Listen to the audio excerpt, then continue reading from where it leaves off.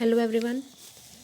Rajasthan land revenue act 1956 पर हम चर्चा कर रहे थे। लास्ट क्लास में हम सेक्शन 15 एंड 16 कंप्लीट करके आ चुके थे, जिसमें हमने टेरिटोरियल डिविजन्स के बारे में बात करी थी और साथ ही साथ राज्य सरकार किस तरह से टेरिटोरियल डिविजन्स को क्रिएट कर सकती है, अबॉलिश कर सकती है या उनको उनमें किसी प्रकार का चेंजेस या अल्ट्रेशन कर सकती है। ये सब हम देख चुके थे सेक्शन 15 एंड 16 के अंदर। आज हम बात करेंगे सेक्शन 17 से लेकर 22। जो जिस पे हमारा जो टॉपिक है वो है appointment of the various courts and officers. हम जिन कोर्ट्स की बात कर रहे हैं वो है रेवेन्यू कोर्ट्स, कि राजस्थान लैंड रेवेन्यू एक्ट में जिन राजस्व न्यायालयों के बारे में बात करी गई है वो कौन कौन से हैं, और साथ के साथ वो राजस्व न्यायालय और उसमें उसके जो अधिकारीगण हैं उनका अपॉइंटमेंट किस तरह से किया जाता है। ठीक है, तो आज की क्लास हम स्टार्ट करते हैं। हम बात करेंगे सबसे पहले उन मुख्य मुख्य अधिकारियों की जिनके नियुक्ति के बारे में यहाँ प्रावधान किया गया है इस अधिनियम के तहत। तो यहाँ पर देखिए, जैसा कि आपको स्क्रीन पर दिखाई दे रहा है, यहाँ पर हम लोगों ने मैंने जैसे कुछ पॉइंट्स आपको अधिकारी लिख दिए हैं। ये सब जो न्यायालय व अधिकारी गण हैं इनकी व्यवस्था सबसे पहले हम देखें कि इस अधिनियम में क्यों की गई है। तो ध्यान रखिए, ये जो आपके राजस्व न्यायालय और अधिकारी गण हैं इनकी व्यवस्था इसलिए की गई है कि ये राज्य के राजस्व संबंधी मामलों का निपटारा कर सके। ठीक है, तो कहने का मतलब है कि जितने भी यहाँ आपको ये नाम नज़र आ रहे हैं, चाहे वो आयुक्त हो, उपायुक्त हो, है ना, ये सभी क्या करेंगे, ये सभी राज्य में राजस्व संबंधी मामलों का निपटारा करते हैं। ठीक है, तो आइए हम इन्हें रेड आउट करते हैं। फर्स्ट बात करते हैं आयुक्त के बारे में, यानी कि कमिश्नर के बारे में। सेकंड है आपका एडिशनल कमिश्नर की व्यवस्था इसमें की गई है। थर्ड इज सेटलमेंट कमिश्नर, बंदोबस्त आयुक्त जिसे कहा जाता है। Fourth is additional settlement commissioner, बंदोबस्त उपायुक्त जिसे कहा जाता है। Fifth is director of land records, यानी कि भू अभिलेख निदेशक। Sixth is additional director of land records, अपर भू अभिलेख निदेशक। Seventh is collector and land record officer, यानी कि कलेक्टर और भू अभिलेख अधिकारी। 8वें नंबर पे आपका है tehsildar and additional land record officer, tehsildar एवं अपर भू अभिलेख अधिकारी। 9th नंबर पे आपका है बंदोबस्त अधिकारी जिसे सेटलमेंट ऑफिसर कहा जाता है। 10th इज असिस्टेंट कलेक्टर, सहायक तहसील कलेक्टर। 11th नंबर पे है आपका नायब तहसीलदार।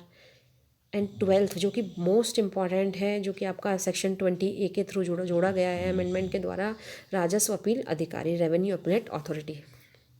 तो इन सब के बारे में हम देखते हैं। सेक्शन 17 से हम स्टार्ट करते हैं।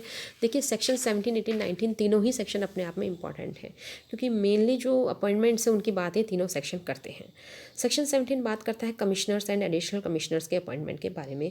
तो राज्य सरकार जो है वो प्रत्येक खंड के लिए, ध्यान रखिए, प्रत्येक डिवीज़न के लिए एक आयुक्त अपॉइंट करेगी। ठीक है, और एवं उपायुक्त, और उस खंड के लिए या एक से अधिक खंडों के लिए जितने भी एडिशनल कमिश्नर चाहिए, देखिए प्रत्येक खंड के लिए एक आयुक्त होगा, और उसके अलावा एक या एक से अधिक खंडों के लिए जितने उपायुक्त चाहिए होंगे, जितने एडिशनल कमिश्नर्स चाहिए होंगे, राज्य सरकार आवश्यकता अनुसार उनको अपॉइंट करेगी। सेक्शन 18 बात करता है आपके settlement commissioners and additional settlement commissioner के बारे में। समस्त राज्य के लिए, ध्यान रखिए, पूरे ऑल ओवर स्टेट के लिए राज्य सरकार क्या करेगी, केवल एक सेटलमेंट कमिश्नर का अपॉइंटमेंट करेगी, और जितनी उसको आवश्यकता है उतने एडिशनल सेटलमेंट कमिश्नर्स वो रखेगी।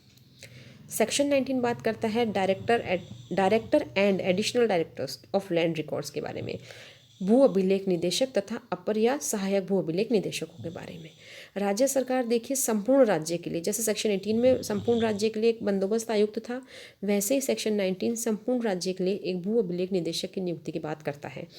तो केवल एक ही भू अभिलेख निदेशक अपॉइंट होगा संपूर्ण राज्य के लिए, और फिर जितनी आवश्यकता हो तो आवश्यकता के अनुसार अपर जो additional director of land records है वो अपॉइंट किए जा सकते हैं राज्य सरकार के द्वारा। तो इस तरह से तीनों सेक्शंस इंपॉर्टेंट थे। बाकी जो सेक्शन 20 है वो बात करता है आपके अन्य अधिकारियों की नियुक्ति के बारे में, कि इन तीनों के अलावा, उपरोक्त जो तीनों हमने पढ़े, उनके अलावा अन्य जो अधिकारी गण हैं उनकी नियुक्ति कैसे की जाएगी। तो देखिए, फर्स्ट हम बात करते हैं कि राज्य सरकार प्रत्येक जिले के लिए कलेक्टर, जो उस जिले के लिए भू अभिलेख अधिकारी भी होगा। जब भी हमने देखा था ना कि लैंड रिकॉर्ड ऑफिसर की अपॉइंटमेंट की जाएगी, तो यहाँ पर जो जिले का कलेक्टर होगा वो खुद ही क्या होगा, लैंड रिकॉर्ड ऑफिसर भी होगा प्रत्येक जिले के लिए, उसी जिले के लिए जिसका वो कलेक्टर है। क्लियर। फिर और तहसील में क्या होगा, एक तहसीलदार नियुक्त करेगी। ये तो है मस्ट, दोनों चीज़ें कि ये तो अपॉइंट होंगे ही होंगे। क्लियर हो गई बात। फिर बात है, ये आते हैं आपके ऑप्शनल भी पॉइंट में सारे। ये कहते हैं कि किसी जिले के लिए एक अपर भू अभिलेख अधिकारी, यानी कि एडिशनल लैंड रिकॉर्ड ऑफिसर, एक सेटलमेंट ऑफिसर, जिले के लिए जितने ठीक समझे उतने एडिशनल कलेक्टर, तहसील के लिए जितने ठीक समझे उतने नायब तहसीलदार नियुक्त कर सकेगी। कर सकेगी का मतलब है it is the discretionary power of state government. Okay, ये उनकी विवेक शक्ति है, उनको आवश्यकता लगती है तो वो करेंगे, अदरवाइज नहीं करेंगे।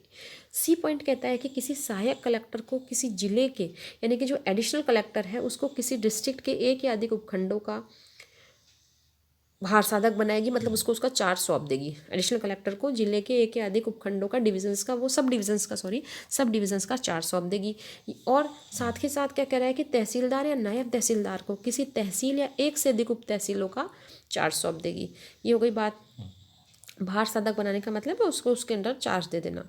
फिर बात करते हैं कि किसी एक जिले या दो या अधिक जिलों के समुच्चय के लिए, मतलब हो गया एक एडिशनल सबके लिए, जैसे मान लें किसी जिले के लिए 2 से अधिक जिलों के लिए एक अपर कलेक्टर, और तहसील या 2 से अधिक तहसीलों के लिए एक अपर तहसीलदार नियुक्त कर सकेगी। अब देखिए समराइजली अगर हम लोग बात करें सेक्शन 20 के बारे में, क्योंकि सेक्शन 20 काफ़ी सारे अधिकारियों की नियुक्ति के बारे में बात करता है, तो अगर हम उसका कंक्लूड करेंगे सेक्शन 20 को, तो मेनली ये बात करता है, देखिए ये कहता है कि एक ज़िले में एक कलेक्टर होगा जो भू अभिलेख अधिकारी भी होगा। अभी हमने पढ़ा देखा था। दूसरी हमने क्या देखा था कि तहसील स्तर पर, तहसील लेवल पर तहसीलदार होगा।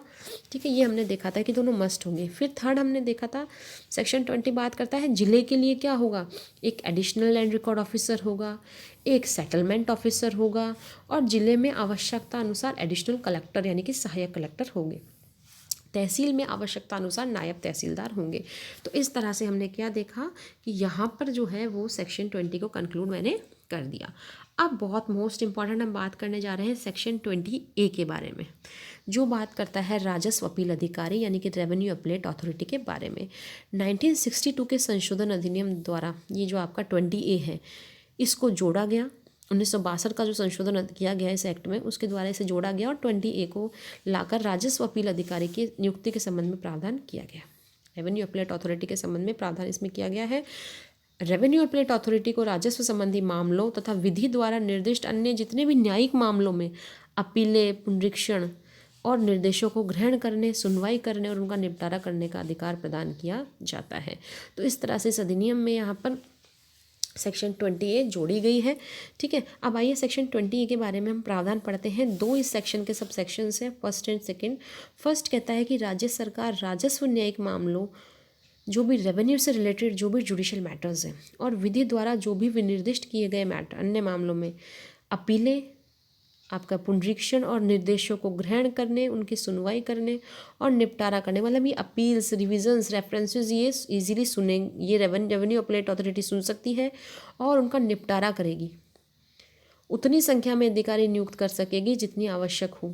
तो राज्य सरकार रेवेन्यू अपीलेट अथॉरिटी के लिए उतनी संख्या में अधिकारी नियुक्त करेगी, लेकिन आगे कह रहा है कि जो 3 से कम नहीं होंगे। इट मीन्स कि मिनिमम रेवेन्यू अपीलेट अथॉरिटी में मिनिमम जो है 3 पर्सन्स तो कंपलसरी है ही है। उससे ज़्यादा संख्या में अगर ज़रूरत होती है तो राज्य सरकार रेवेन्यू अपीलेट अथॉरिटी में इनका अपॉइंटमेंट कर सकती है। क्लियर हो गई बात। अब ये करेंगे क्या, ये क्या करेंगे, अपीलें सुनेंगे, पुनरीक्षण कर सकते हैं, रिव्यू कर सकते हैं और रिवीजन भी, रेफरेंस जो भी इनका काम है वो ये सारा का सारा करेंगे। ठीक है ना। तो इस तरह से रेवेन्यू अपीलेट अथॉरिटी के बारे में यहाँ पर आपको बताया गया है। ठीक है, तो क्या कर सकती है, आपका डिस्पोजल कर सकती है अपील्स का, रिविजन्स एंड रेफरेंसेस। क्लियर, ये क्या करेगी, to receive, hear and dispose of appeals, revisions and references in revenue judicial cases and other matters specifically provided for by law, जो विधि द्वारा इनको सौंपे जाए। क्लियर हो गई बात। सेकंड कहता है आपका कि इस प्रकार जो नियुक्त प्रत्येक प्राधिकारी है, जो रेवेन्यू जो अपीलेट अथॉरिटी में जो प्राधिकारी अपॉइंट किया गया है, राजस्व अपील प्राधिकारी पद नाम से जाना जाएगा। किस नाम से जाना जाएगा, मतलब किस नाम, पदाभिनिमित का मतलब डेजिग्नेटेड, उसका जो डेजिग्नेशन होगा वो किस नाम से होगा, वो होगा आपका रेवेन्यू अपीलेट अथॉरिटी के नाम से। Every officer which is appointed shall be designated as revenue appellate authority. किस नाम से जाना जाएगा, रेवेन्यू अपीलेट अथॉरिटी के नाम से। और उसके बाद वो अपने जो अधिकार क्षेत्र के प्रयोग और अपने कर्तव्यों का पालन के लिए ऐसे स्थानों पर बैठेगा जो कि राज्य सरकार टाइम टू टाइम डिसाइड करे, डायरेक्ट उनको करे, निर्देशित करे। क्लियर हो गई बात आपकी। तो मेनली हमें क्या ध्यान रखना है, इसका कार्य ध्यान रखना है कि जितना भी राजस्व न्यायिक मुकदमे हैं और विधि द्वारा जो विशेष रूप से प्रावधानित अन्य मामले हैं, उनमें जो अपीलें हैं, जो निगरानी सॉरी, उनमें जो अपील्स है, जो रिविजन्स है, जो रेफरेंसेस है, उन सबको सुनने और निर्णय करने की इसको शक्ति होगी। क्लियर हो गई बात। तो इस तरह से सेक्शन 20A आपका बात करता है।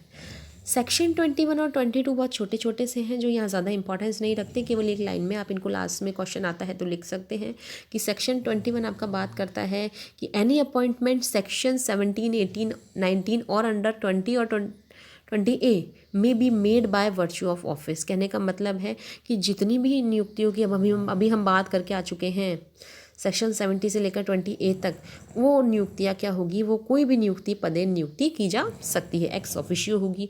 इसके अलावा 22 आपका बात करता है कि जो भी धारा 17 से लेकर 21 के अधीन जो भी समस्त नियुक्तियाँ की गई है, वो आपका ऑफिशियल गजेटेड द्वारा नोटिफिकेशन उनका दिया जाएगा, शासकीय राजपत्र में उन नियुक्तियों को अधिसूचित किया जाएगा।